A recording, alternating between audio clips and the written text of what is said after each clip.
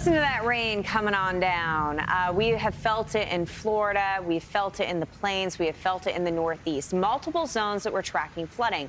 But let's focus on the Northeast because we still have 3 million Americans just in the Northeast alone dealing with this flood threat. So the last 24 hours, a lot of reports of flooding across multiple states. We also had tornado warnings in West Virginia yesterday morning. But the New York City area had a lot of aggressive communication about this flood potential. And unfortunately, it all panned out.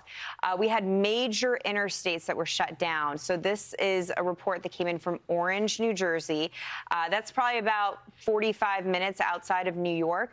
But I-280 was completely closed, all lanes. You're talking about major interstate completely closed because of flooding.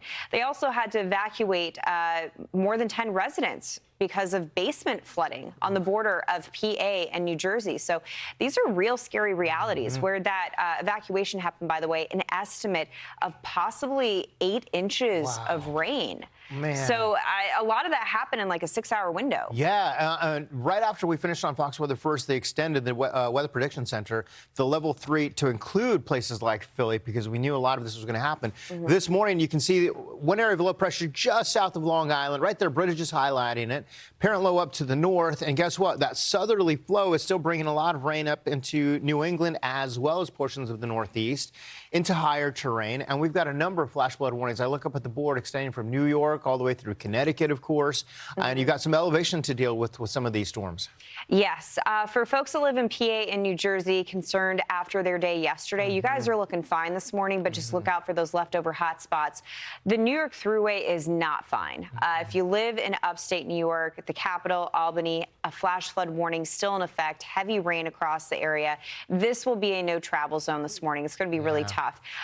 We also have a new flash flood warning that is igniting for parts of Connecticut, Bridgeport, Connecticut included in that. So that's kind of showing that focus, right? It's shifting into New England. So Connecticut, Massachusetts, those will be hard hit states today. Right now, I-87, the New York Thruway, really being impacted. They're picking up about 1 to 2 inches of rain per hour. So the street flooding, a very real threat for these early morning commuters. Yeah, and look what's fallen over the past 12 hours as it slowly has been moving just to the east just a little bit.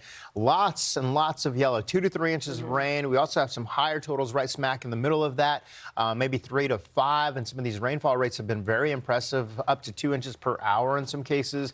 So a lot of you getting ready to hit the road this morning. If it's not coming down because you probably heard it in the morning hours, it's still standing on a lot of the roads here.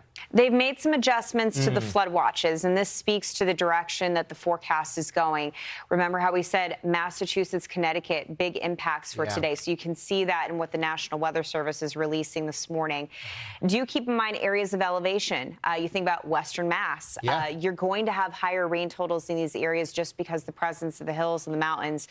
You can see that reflected in the potential rain here outside of Boston. There will be multiple spots that do get 7, 8 inches of rain today, and that's what we saw yesterday in PA and New Jersey. So for New Englanders, you saw the footprint yesterday. We know what's going to happen. Do not be caught off guard by this. It's going to get tougher as the day progresses. If you have an ability to stay close to home, I certainly recommend that. Flights in and out of Boston, Logan, will struggle because it's not just rain. It will be breezy as well. Yeah, for sure. Look at that commute home, by the way. If that pans out 5 o'clock, you're right in it, Boston.